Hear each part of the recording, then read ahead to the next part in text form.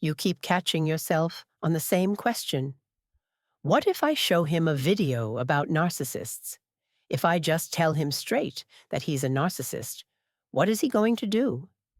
And this thought feels so logical, so tempting, but in reality, it's one of the most dangerous ideas that can come into your head.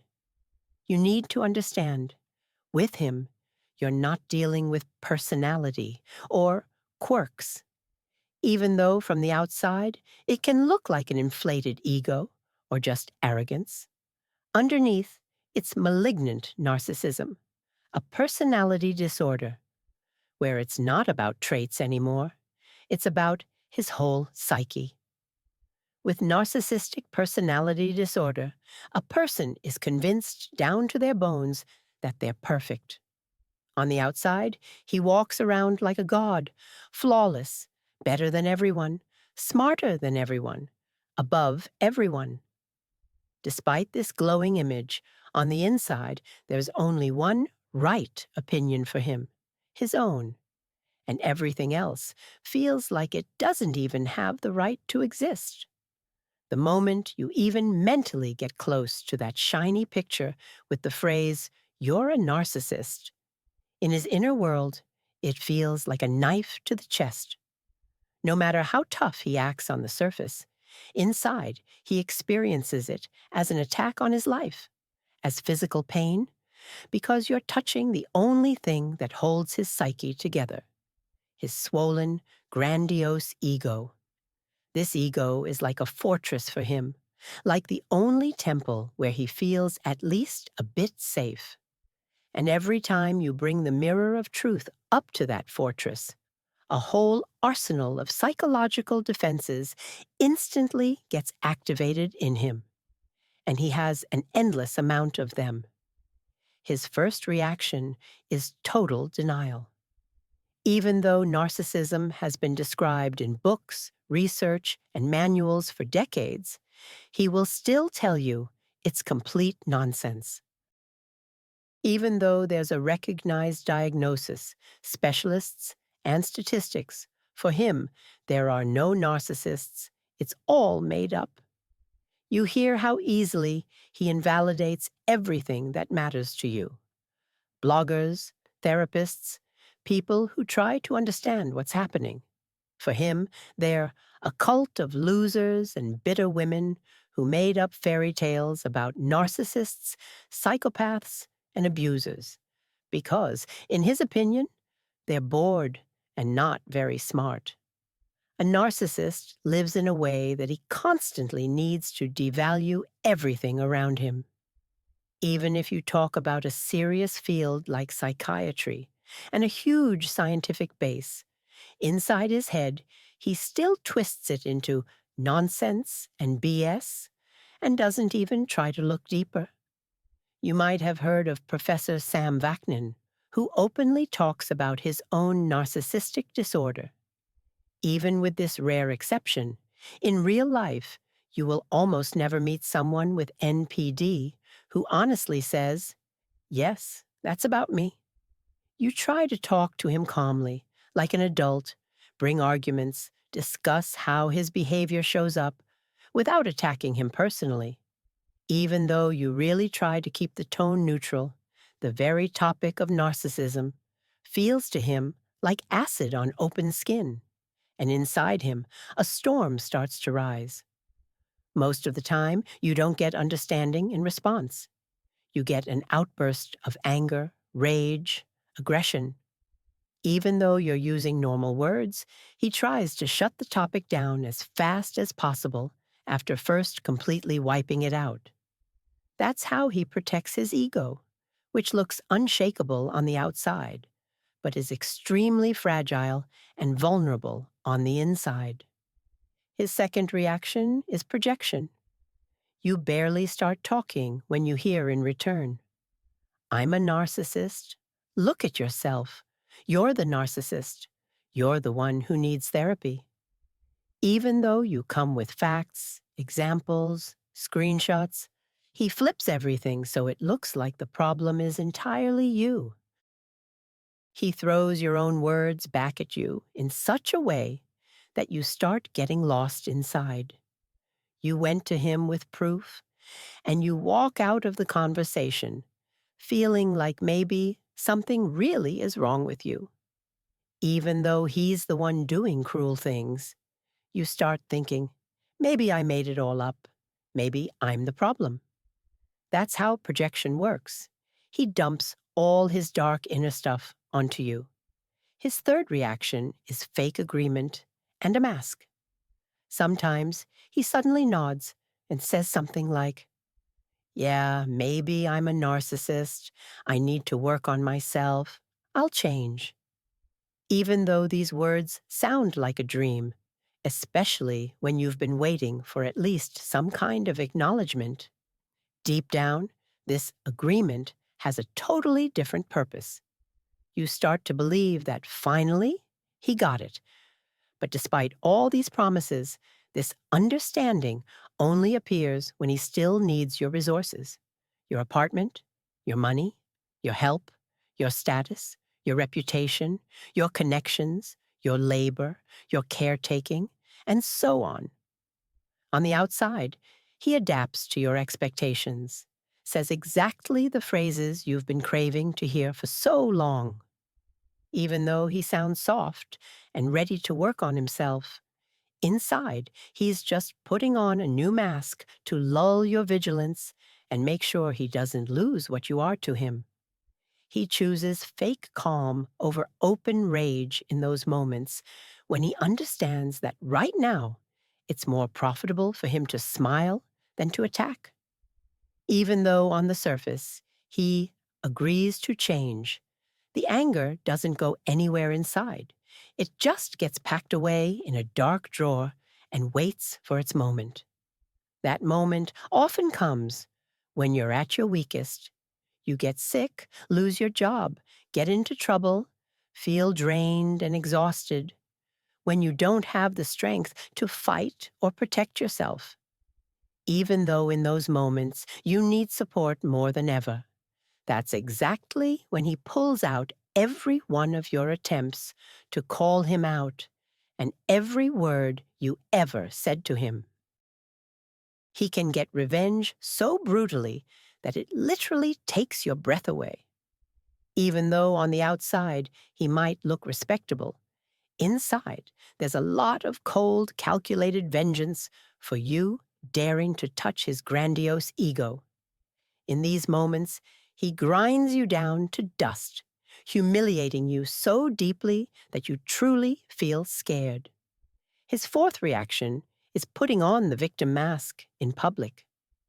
Sometimes there comes a point where your inner spring snaps. Even after years of patience, you can't stay silent anymore and start telling people what's really going on. You talk to friends, family, maybe you make a post and share your pain. The moment the truth gets out, he puts on a social mask. On the outside, he turns into a soft little lamb who's ready to say, yeah, maybe I was wrong, maybe I have issues. Even though it looks like repentance, inside he's building a totally different story. He carefully shifts the responsibility back onto you. He tells everyone how kind, honest, and loyal he really is. Even though he's the one who's been hurting you for years, in other people's eyes, he creates a narrative where you're the one who provoked him, pushed his buttons, blew up at him for no reason, and he's just a poor, defenseless guy who had to put up with you. Even if he says some right things in public and admits a bit of guilt, behind closed doors, everything goes back to how it was. Even though he performs remorse in front of others, in private with you he stays the same harsh tyrant, only turning up the pressure.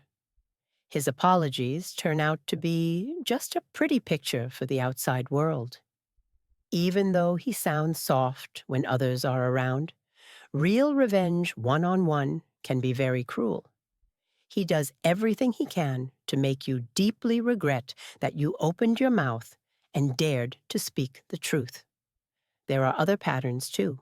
Sometimes He acts like you, and your words don't exist at all.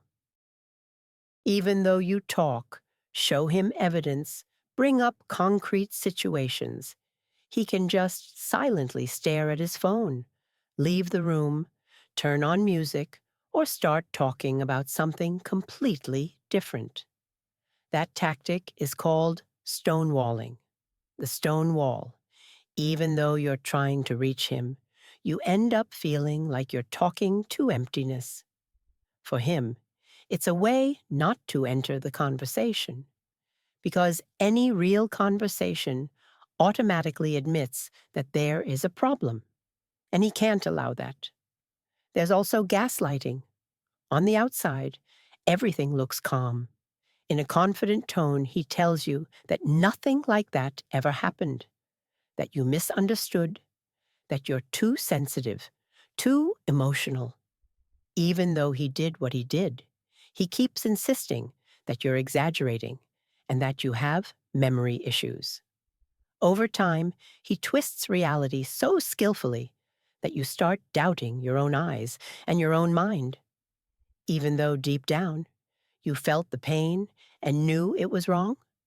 At some point, you catch yourself thinking, maybe I really did get everything wrong. Maybe I'm the crazy one. In reality, you're not making things up, and you're not exaggerating. Even though he's trying to convince you otherwise, your reaction is the normal reaction of a living person to pain. He's the one bending reality, making you question yourself.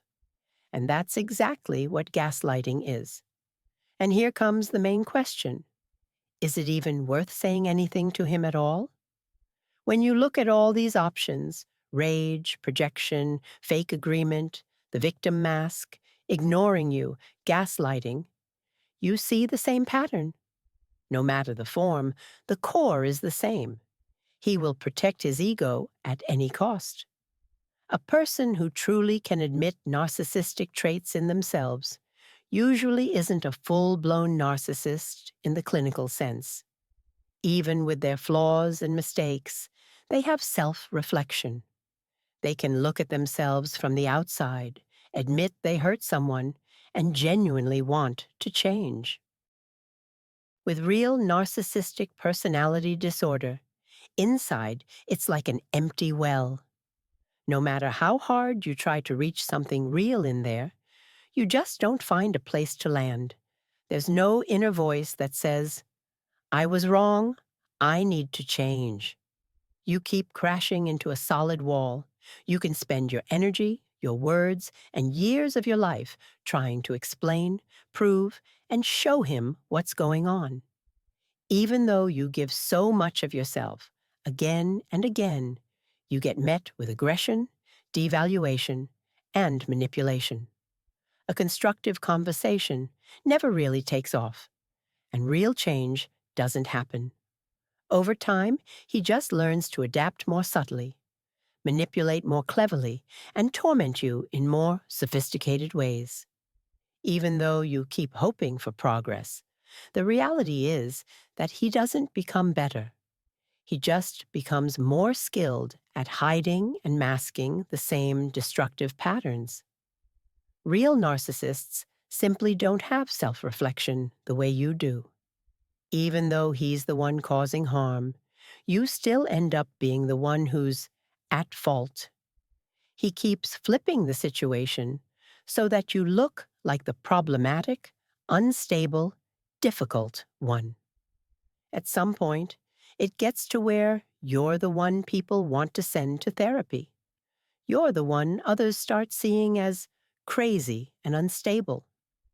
Even though you were just trying to survive in this reality, he does everything he can to show the world that you're the problem, and he's just the poor guy you're terrorizing. And then the most important question comes up. What are you supposed to do? Given all of these reactions, the only real way out for you is to stop trying to prove to him that he's a narcissist. Even though you're burning with the urge to show him videos, send him articles, explain what's happening, Those attempts keep leading you to the same result over and over. You're the one who ends up hurt, not him. You need to shift the focus.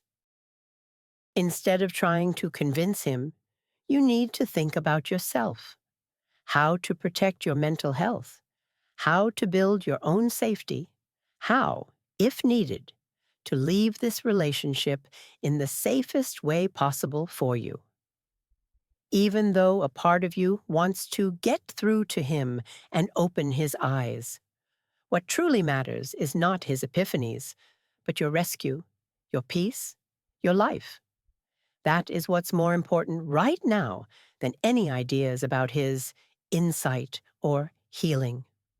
A narcissist almost never changes just because you told him about narcissism. Even with pretty words and rare flashes of understanding, he doesn't show up to therapy with a genuine desire to change. In real life, that basically doesn't happen. But your life is real, and you only get one. Even though you've gotten used to putting his state above your own, you are not obligated to burn yourself out trying to fix someone who doesn't want and doesn't plan to change. You don't owe him your self-sacrifice for the sake of the fantasy that one day he'll finally get it. With very high probability, he won't, even with all your love, patience, and pain. He simply doesn't have that inner mechanism you're desperately trying to awaken. But you do have it, and that part of you is exactly what needs protection right now. Your main task now is not to save him. Your main task is to save yourself. No matter what.